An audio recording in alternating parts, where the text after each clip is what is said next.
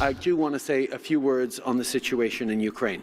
During a stop Friday in Mississauga for a transit announcement, Prime Minister Justin Trudeau says he spoke with Ukrainian President Volodymyr Zelensky overnight about Russia's attack in Ukraine on Europe's biggest nuclear plant. Shared with him my deep concerns for the dangers of Russian attacks on Zaporizhzhia nuclear power plant.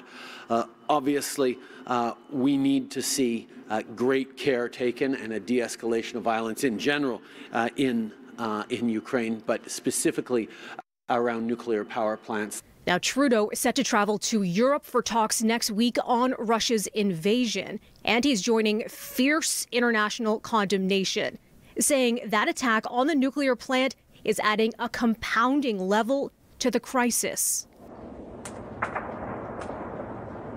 Russian forces seized the nuclear power plant in what the U.S. ambassador to the UN says marks a dangerous new escalation. The world narrowly averted a nuclear catastrophe last night. The plant is safe, according to the International Atomic Energy Agency. The fires were put out and no radioactive materials escaped. But the situation is tense. CNN reports workers are operating the site at gunpoint. In an unproven claim, Russia blames the attack on Ukrainian saboteurs. Ukraine, though, reeling from more than a week of attacks, is pointing the finger directly at Moscow. There are 15 nuclear reactors in Ukraine. If one of them blows, that's the end for everyone. That's the end of Europe.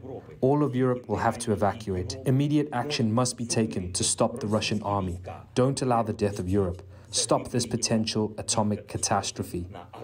Zelensky again urging the West to enforce a no-fly zone over his country, a request ruled out by NATO's Secretary General. And of course, the only way to implement a no-fly zone is to send NATO planes, fighter planes, into Ukrainian airspace, and then impose that no-fly zone by shooting down Russian planes. If we did that, we'll end up with something that could end in a full-fledged war in Europe, involving many more countries.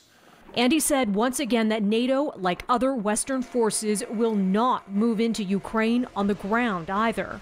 The longer this goes, the more brutal it's going to get. But Alexander Vidman, the former Ukraine expert for the U.S. National Security Council, says Russia's attack on a nuclear station may change the course of the crisis.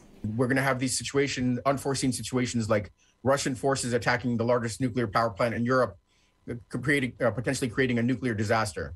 And that is going to maybe compel U.S. forces to come in to secure some of these sites even.